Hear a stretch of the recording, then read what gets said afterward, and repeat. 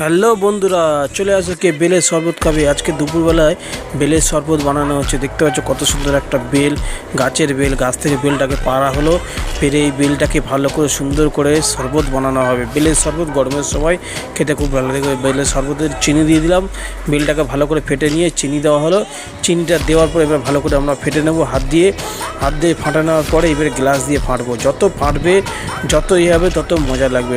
গ্লাসটাকে ভালো করে বেলটাকে সুন্দর করে ফেটে নিতে হবে। তারপরে আমরা এটাকে ভালো করে ছেঁকনি দিয়ে ভালো করে ছেঁকে নেব, কারণ এর যে দানাগুলো থাকে দানাগুলো একটু মুখে বাঁধে, সেই জন্য ভালো করে পরিষ্কার করে ছেঁকনি দিয়ে ছেটে নেব। প্রথমে ফেটে নেওয়া হচ্ছে চিনিটাকে বেলের সঙ্গে ভালো করে ফেটে নেওয়া হচ্ছে। কেউ চিনি দিতে পারেন, কেউ বাতাসা দিতে পারেন, কেউ একটু গুড় দিতে পারেন। দেখো সুন্দর করে ফাটা রেডি হয়ে গেছে। আরেকবার ফাটছি গ্লাস দিয়ে ভালো করে। যত ফাটবেন তত মিষ্টিটা ভালো হবে, সুন্দর হবে, খেতেও মজা লাগবে। তো সুন্দর করে একটু ফেটে নিচ্ছি, কারণ এত গাঢ় হয়ে গেছে, সেই জন্য একটু হালকা একটু জল দিয়ে দিলাম।